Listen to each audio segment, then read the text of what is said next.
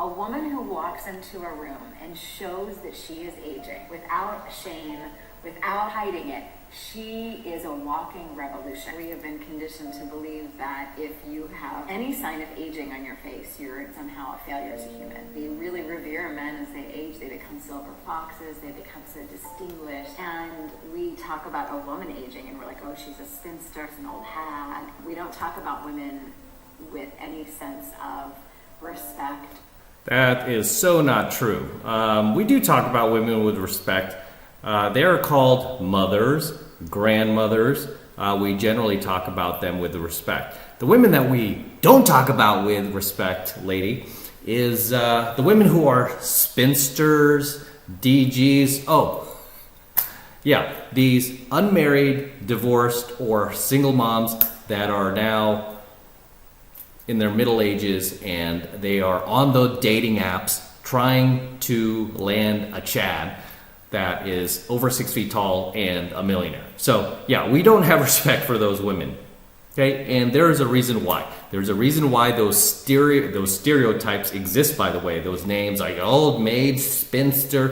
There's a reason, right, that those stereotypes exist. And most of those words are more commonly used, almost overwhelmingly, mostly by other women who hate on other women, right?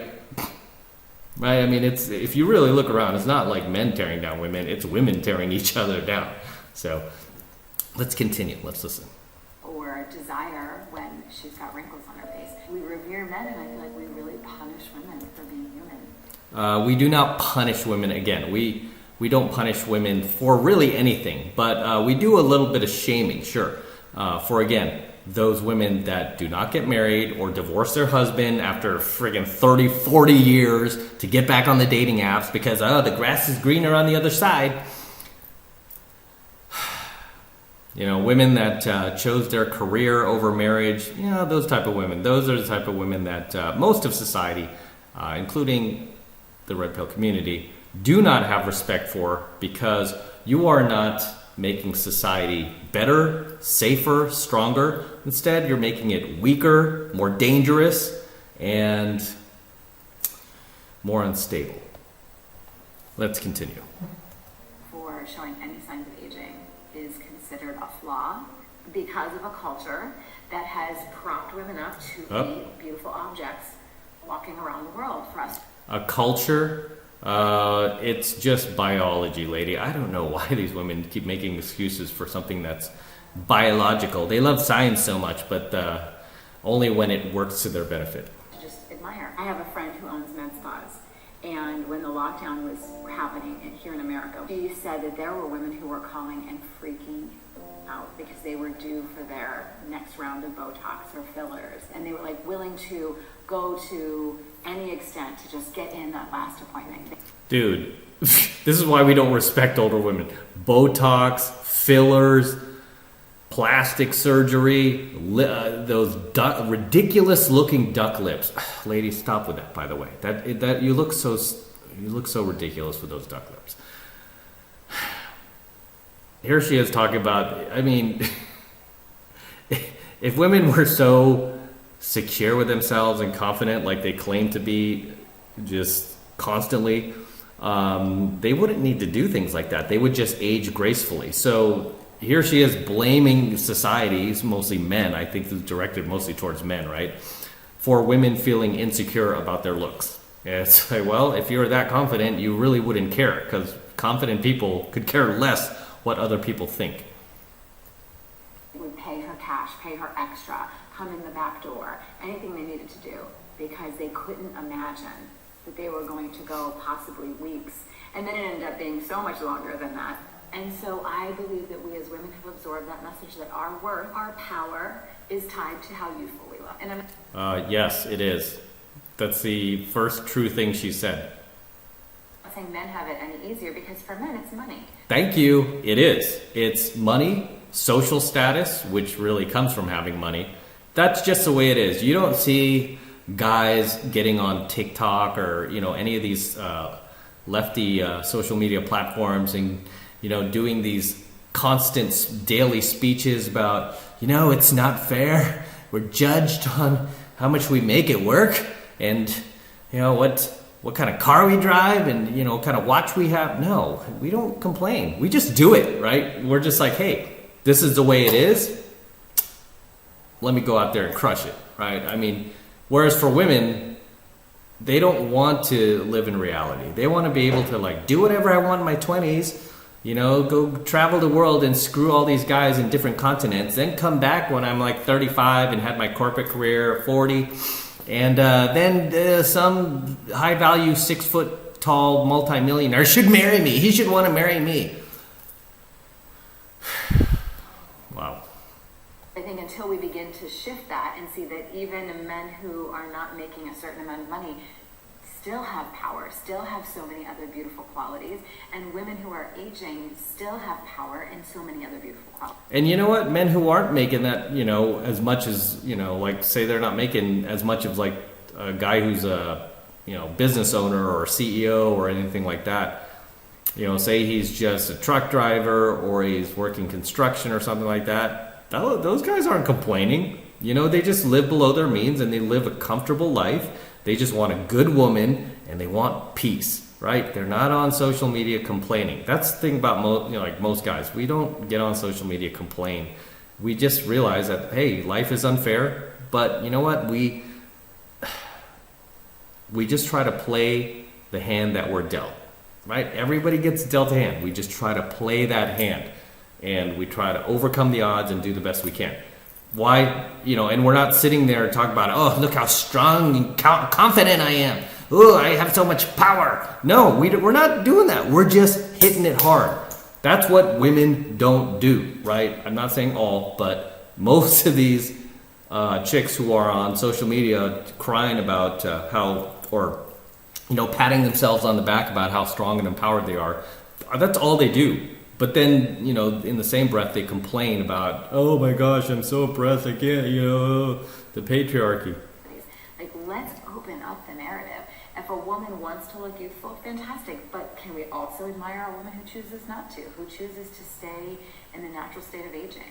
I really believe that we don't have to insult ourselves so much. We can start having bigger, more beautiful conversations about everybody to each his own, but also seeing the beauty in the woman who decides to age naturally. A woman. So what she said there was funny because I've seen the statistics on this. Both men and women want to see women age naturally. Both men and women, statistically, based on the data, do not like seeing women, or they think negatively of women who do the lip fillers, the Botox, and all this crazy stuff to their face that they think, oh, it looks good, the Brazilian butt lift.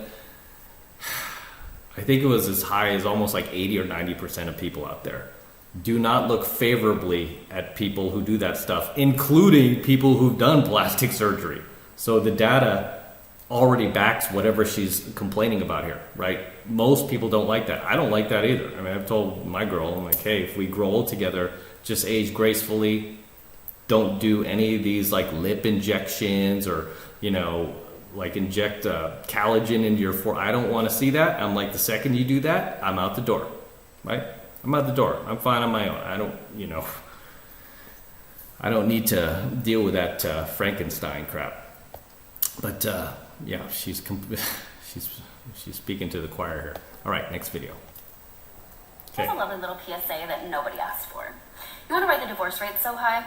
Let me why guess. there's so many women in their 20s, 30s, 40s that are not in relationships or not getting married just because they plain don't want to? Lay it on. Or why there's so many single moms in the world right now? It's very easy, very simple. Let me guess. It's men's fault. Women are not accepting the bare minimum. Are you serious, little girl? Did she just say, the reason why there's single moms, so many single moms in the world, the women are not accepting the bare minimum. The whole reason they are single moms, little girl, is because they did accept the bare minimum. Okay? They accepted the bare minimum because most of these single moms are not banging the dude who's going to stay forever, right? They're not banging that guy. They're banging the bad boy. They're banging the bad boy who's short-term, who puts them in a situationship, who never commits to them, who only comes out comes over after midnight, and then leaves as soon as he's done.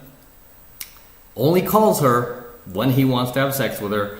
So clearly, these single moms are accepting the bare minimum. I just had to clear that up. Let her continue.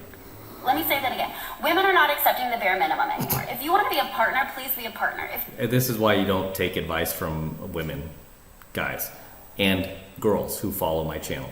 Do not take advice from your female friends. They're just foolish. They're never going to be honest with you. If you want to be in a relationship, please give benefit to someone. I can pay my own bills. I can make my own food. I can raise my own kids. Then why do you need a man? I understand that you're tired at the end of the workday, but so am I. But guess what?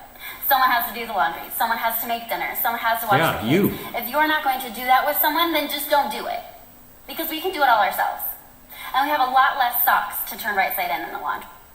And it's really that attitude that keeps women single. I would not want to even touch somebody like this, right? This is the attitude of the modern woman that we talk so much about on my channel here. This is the type of attitude that keeps these women single. All right, one more. Okay. Hi, thanks for calling 1-800-DIVORCE. Who am I speaking with? Hey, Christine, what's up, girl? Got it. You're on the dating apps and have gone on a few good dates, right on. Dating but apps. You keep wondering why you're attracting guys who just want to sleep with you on the first night. Because you're DG, and they know you're DG. And the number of DICK pics. Okay, you're confused why you're not attracting a more wholesome guy or ready to settle down. You feel they just want to gift your body. Okay, got it. Okay, so what I'm going to need you to do, take out your dating app. Okay, I need you to describe the pictures you have posted. Dating and app? the descriptions you have on your Unreal. profile. Okay, I see. Yep, keep going. Okay, got it. Thanks for the analysis.